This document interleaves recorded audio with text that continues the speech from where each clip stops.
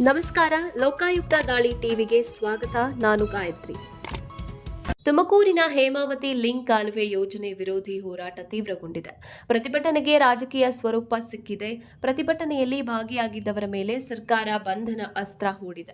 ಅತ್ತ ಹೋರಾಟಗಾರರು ಮತ್ತೊಂದು ಸಭೆ ನಡೆಸಿ ಸರ್ಕಾರಕ್ಕೆ ಮತ್ತೆ ಸೆಡ್ಡು ಹೊಡೆದು ಉಗ್ರ ಪ್ರತಿಭಟನೆ ಎಚ್ಚರಿಕೆ ಕೊಟ್ಟಿದ್ದಾರೆ. ಹೇಮಾವತಿ ನೀರನ್ನ ರಾಮನಗರ ಜಿಲ್ಲೆಗೆ ಹರಿಸುವ ಎಕ್ಸ್‌ಪ್ರೆಸ್ ಕೆನಾಲ್ ಯೋಜನೆ ತುಮಕೂರಿನಲ್ಲಿ ಕಿಡಿಹೊತ್ತಿಸಿದೆ.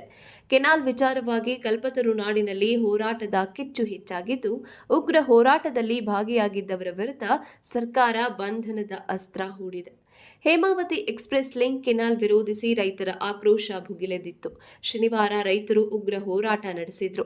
ಈ ಭುಗಿಲೆದ್ದ ಹೇಮಾವತಿ ಕಿಚ್ಚಿನ ವಿರುದ್ಧ ಸರ್ಕಾರ ಹೋರಾಟದಲ್ಲಿ ಭಾಗಿಯಾಗಿದ್ದವರ ಮೇಲೆ ಬಂಧನದ ಅಸ್ತ್ರ ಹೂಡಿದೆ. ಹೋರಾಟದಲ್ಲಿ ಭಾಗಿಯಾಗಿದ್ದ ಬಿಜೆಪಿ ಯುವ ಮೋರ್ಚಾ ಜಿಲ್ಲಾಧ್ಯಕ್ಷ ಚೇತನ್ರನ್ನ ಬಂಧಿಸಲಾಗಿದೆ. ಇನ್ನು ಸರ್ಕಾರ ಪೊಲೀಸರ ನಡೆಗೆ ಹೋರಾಟಗಾರರಲ್ಲಿ ಕಿಚ್ಚು ಹೆಚ್ಚಾದ ಬೆನ್ನಲ್ಲೇ ಲಿಂಕ್ ಕೆನಾಲ್ ವಿರೋಧಿಸಿದವರ ವಿರುದ್ಧ ಗುಬ್ಬಿ ಪೊಲೀಸ್ ಠಾಣೆಯಲ್ಲಿ 13 ಎಫ್ಐಆರ್ ದಾಖಲಾಗಿವೆ.